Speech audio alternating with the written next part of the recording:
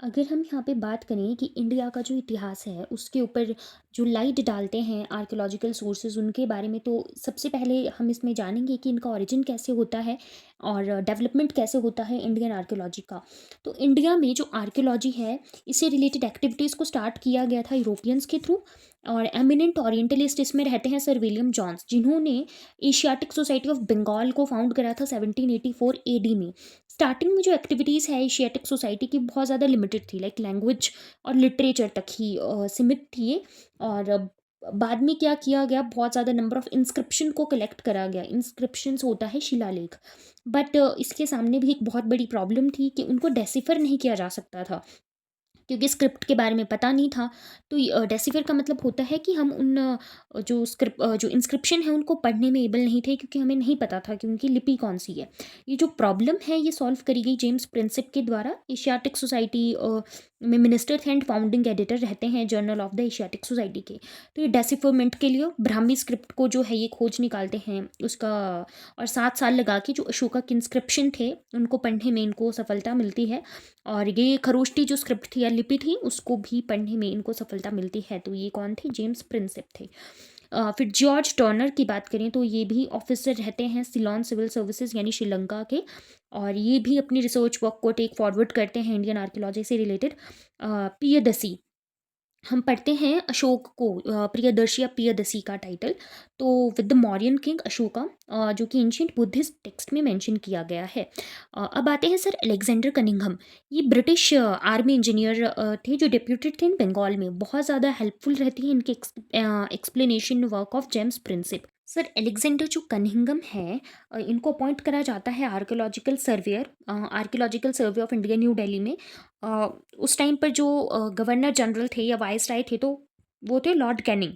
और कनिंघम जो है वो अपना फाउंडेशन रखते हैं इंडियन आर्कियोलॉजी का अपने intensive research in the field of exploration and excavation.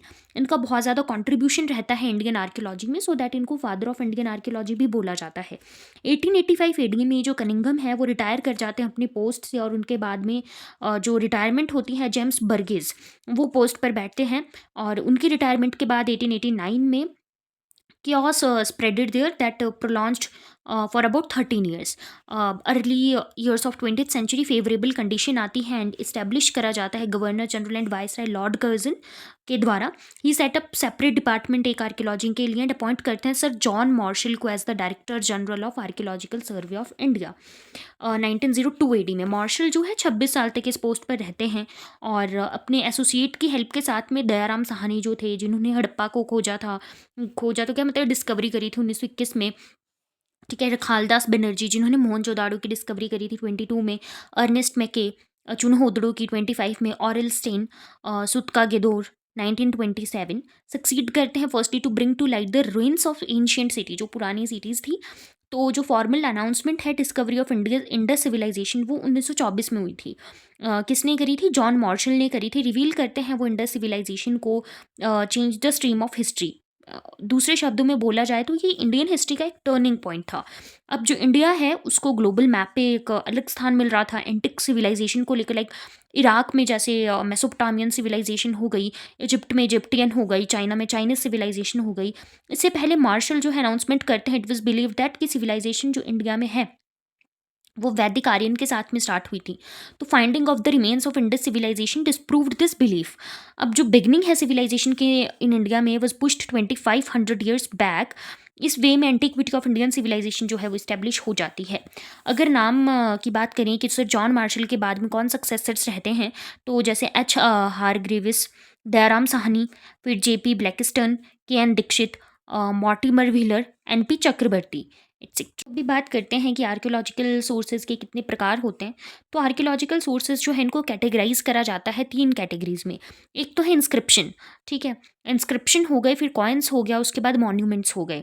ठीक है, इंस्क्रिप्शन होते हैं शिलालेख। पहले क्या होता था, जो राजा वगैरह होते थे, जैसे अशोक का ही एग्जाम्पल ले लेते हैं, उनके शिलालेख हमें बहुत डिफरेंट डिफरेंट प्लेसेस से मिले, अलग अलग जगहों से मिले हैं। तो हमें इससे ये चीज़ भी पता चलती है कि उनका जो उस टाइम पर पूरा साम्राज्य रहा होगा, उसका विस्तार कहाँ तक होगा। अगर उनका कोई अगर शिलालेख है, फॉर एन एग्जाम्पल लेके चलो अफ़गानिस्तान में भी मिल रहा है, तो उसका मतलब यही हो गया कि हाँ, शायद अफ़गानिस्तान में भी अशोक का रूल रहा होगा, ठीक है? तो इंस्क्रिप्शन से ये पता चलता है उस टाइम पर लैंग्वेज कौन-सी थी। अब जो ये इंस्क्रिप्शन लिखे हैं वो लोकल लैंग्वेज में ही लिखेंगे ताकि जो लोग हैं वो अपने शासक के बारे में जान सकें, ठीक है? उनकी जो महिमा है उसका बखान कर सकें। ठीक है, तो इसलिए लोकल लैंग्वेजेस में लिखो तो हमें बहुत कुछ वहाँ की सोसाइटी के बारे में पता चलता है कि पढ़ी-लिखी शायद रही होगी तभी इंस्क्रिप्शन लिखे गए हैं। फिर कॉइन्स से भी बहुत जानकारियाँ मिल जाती है और मॉन्यूमेंट से भी। तो जब हम इंस्क्रिप्शन की स्टडी करते हैं तो उसको हम एपिग्राफी बोलते हैं, और जो पर्सन स्टडी करता है इनकी इंस्क्रिप्शन की उसको एपिग्राफिस्ट बोला जाता है। मतलब जैसे हम बोलते हैं ना कि जो बात उसकी क्लाइमेट की स्टडी करते हैं तो उसको क्लाइमेटोलॉजी बोला जाता है, ठीक है? एंड जो इसकी स्टडी करते हैं उसको क्लाइमेटोलॉजिस्ट बोलते हैं। वैसे ही है कि जो इंस्क्रिप्शन की स्टडी को हम क्या बोलते हैं, एपिग्राफी बोलती हैं। और एपिग्राफिस्ट किसको बोलते हैं, जो एपिग्राफी की स्टडी कर रहा है। तो स्टडी ऑफ कॉइन्स को क्या बोला जाता है, न्यूमिस्मैटिक्स बोला जाता है। और जो पर्सन इनको स्टडी कर रहा होता है उसको बोलते हैं न्यूमिस्मैटिस्ट, ठीक है? और न्यूमिस्मैटिक सोसाइटी ऑफ इंडिया को फाउंड कहाँ करा गया था, इलाहाबाद में करा गया था 1910 एडी में। अब सबसे पहले इंस्क्रिप्शन की बात करते हैं तो बहुत इंपॉर्टेंट सोर्स रहता है आर्कियोलॉजिकल सोर्सेज में हमारे पास इंस्क्रिप्शन। इंस्क्रिप्शन को हम दो ग्रुप्स में डिवाइड करते हैं, एक होते हैं फॉरेन, एक होते हैं इंडिजिनस। तो अभी सबसे पहले बात करते हैं फॉरेन इंस्क्रिप्शंस के बारे में। फॉरेन इंस्क्रिप्शंस कौन से होते हैं, जो विदेशों से प्राप्त हो रहे हैं, ठीक है? तो इसमें सबसे पहले आता है भोगाज़गोई इंस्क्रिप्शन। तो भोगाज़गोई इंस्क्रिप्शन जो है एशिया माइनर, टर्की यहाँ का, ये डिस्कवर करा गया 1906 एडी में। किसने करा, जर्मन आर्कियोलॉजिस्ट रहे ह्यूगो विंकलर। ये इंस्क्रिप्शन जो है ये किस फॉर्म में पाया गया है, क्ले टैबलेट्स के फ्रॉम भागजोकोई। तो कैपिटल जो है एंशियंट हिटिज एम्पायर की ये रही है। ये जो इंस्क्रिप्शन है इसमें डिस्क्रिप्शन है ऑफ एन अकॉर्ड, मतलब हितानीज जो थे, मितानी स्टेट जो थे, एंड मेंशन करते हैं 4 वैदिक डाइटीज को, जिसमें कि नाम किन किन के आते हैं, इंद्र, मित्र, वरुण, नसत्य, ठीक है, Ashwini Kumar. God deities of accord, ये जो गॉड्स है ये मेंशन करे गए हैं ऋग्वेद में भी, ठीक है? तो बुगास को इंस्क्रिप्शन जो है ये प्रूव करता है कि एशिया माइनर जो है वो ओरिजिनल होमलैंड रहा होगा आर्यंस का। दूसरे शब्दों में बोलें तो ये सेंट्रल एशियन थ्योरी को कंफर्म करता है, जिसमें होमलैंड क्या बताया गया है, एशिया माइनर को इंडिकेट करता है कि ट्रांजिशन हुआ है आर्यन का सेंट्रल एशिया से इंडिया, ईरान के थ्रू होते हुए वो आए हैं। तो ऐसा हमको इंस्क्रिप्शन से पता चला, ठीक है? फिर आता है बेहिस्तून इंस्क्रिप्शन, नक्श ए रुस्तम इंस्क्रिप्शन। ये दो इंस्क्रिप्शन जो है वो कंसर्न करते हैं Persian Iranian emperor Darius one के साथ में। ये हमें कहाँ मिले हैं, बेहिस्तून एंड नक्श ए रुस्तम। अकॉर्डिंग टू बेहिस्तून इंस्क्रिप्शन जो डेरियस वन है वो इनेक्स करते हैं गदर या गंधार, वैसे हम बोलते हैं, शातगु, सप्त सिंधु प्रदेश का आपने वर्णन वैसे भी पढ़ा होगा। And after annexation he constitute this area in 20th satrapy, यानी प्रोविंस में, 20 प्रोविंस में बांटना, ठीक है, ऑफ हिज एम्पायर। ये प्रोविंस जो है बहुत ज़्यादा फर्टाइल था। दैट फ्रॉम हिज प्रोविंस जो एम्पायर रिसीव करता था 360 talent gold dust as revenue. ये चीज़ हेरोडोटस ने बोली है। अकॉर्डिंग टू नक्श ए रुस्तम जो इंस्क्रिप्शन है पर्शियन एम्पायर का, Darius one poses the Hindu या सिंधु वैली, ठीक है? ईरानियन इंस्क्रिप्शन जो है वो पर्शियन लैंग्वेज में लिखे गए हैं, और इनकी जो स्क्रिप्ट है तो इनकी रही है वो है क्यूनियोफॉर्म स्क्रिप्ट।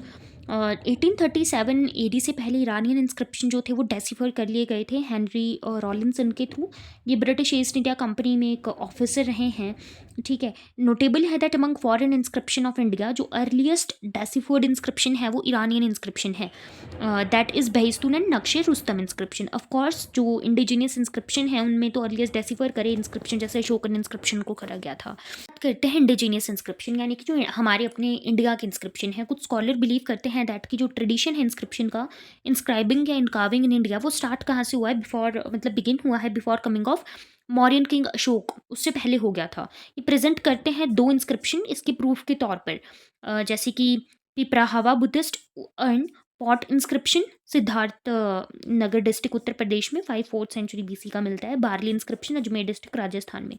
कुछ अदर स्कॉलर है वो बोलते हैं कि जो इंस्क्रिप्शन है इंस्क्राइबिंग इन इंडिया वो मौर्यन किंग अशोका ने ही स्टार्ट किए थे। What ever be the matter, but ये फेयरली सर्टेन दैट कि गोल्डन पीरियड जो है ट्रेडिशन ऑफ इंस्क्रिप्शन का वो कब स्टार्ट होता है, मौर्यन किंग अशोक के टाइम पर। जो इंडिजीनियस इंस्क्रिप्शन है इंडिया के उसमें पहला डेसिफोर्ड इंस्क्रिप्शन अशोका का इंस्क्रिप्शन ही है जो डेसिफर करा गया 37 में जेम्स प्रिंसिप के द्वारा, जो कि एक सिविल सर्वेंट थे employ of the East India Company. अगर अभी हम बात करें नॉर्थ इंडिया के इंस्क्रिप्शन या मौर्यन इंस्क्रिप्शन के बारे में, तो अशोक का जो इंस्क्रिप्शन है टिल डेट अभी तक में 40 इंस्क्रिप्शन जो है वो हमें मिल चुके हैं। इन अशोकन इंस्क्रिप्शन सिर्फ जो करुवकी है अमंग हिज क्वींस और तिवार अमंग हिज चिल्ड्रन, इनको मेंशन किया गया है। अशोक के इंस्क्रिप्शन में जो वर्ड पसंद है और संप्रदाय, दैट मीन्स कम्युनिटी, ठीक है, बाम्भन और ब्राह्मण फॉर ब्राह्मण उसके लिए, एंड निग्रथ फॉर नीर ग्रंथ, ये यूज़ करे गए हैं। मतलब इन्होंने कुछ वर्ड है जिनको बताया है कि हाँ ये वाला शब्द इस चीज़ को बता रहा है, ये सब जैसे पसंद वाला शब्द इन्होंने बोला है, संप्रदाय के बारे में बोल रहा है, संप्रदाय को ऐसा लिखा है। बंभन वर्ड का यूज़ ब्राह्मण के लिए किया गया है, निग्रथ वर्ड का यूज़ नीर ग्रंथ के लिए किया गया है, जो कि जैन ने यूज़ किए हैं। भाब्रू इंस्क्रिप्शन ऐसा इंस्क्रिप्शन है इन विच जो बॉस ट्रॉफिडम यानी कि बेलमुटी that is writing like piece of an ox, उस स्क्रिप्ट का यूज़ हुआ है। दिस स्क्रिप्ट जो है बाई डायरेक्शनल स्क्रिप्ट, मतलब right to left and left to right, ऐसा मतलब पहले यहाँ से आप इधर जाओ फिर यहाँ से इधर जाओ, ऐसे करके लिखा गया है। यारागुडी इंस्क्रिप्शन आंध्र प्रदेश में है। The matter of inscription written है ब्राह्मी स्क्रिप्ट में but right to left. Brahmi script जो है वो लेफ्ट टू राइट डायरेक्शन में ही सिर्फ लिखी जाती है। In four Ashokan inscription found from Maski Gujarra Nittur and उडेगोलम, जो अशोक वर्ड है वो यूज़ करा गया है उसके लिए। भाब्रू इंस्क्रिप्शन ऐसा एकमात्र अशोक का इंस्क्रिप्शन है जिसमें मौर्यन किंग अशोक खुद को क्या बोलते हैं, मगधीराज, राजा ऑफ मगध, जैसे बोलते हैं ना राजाधिराज, वैसे ही मगधीराज का यूज़ किया गया है।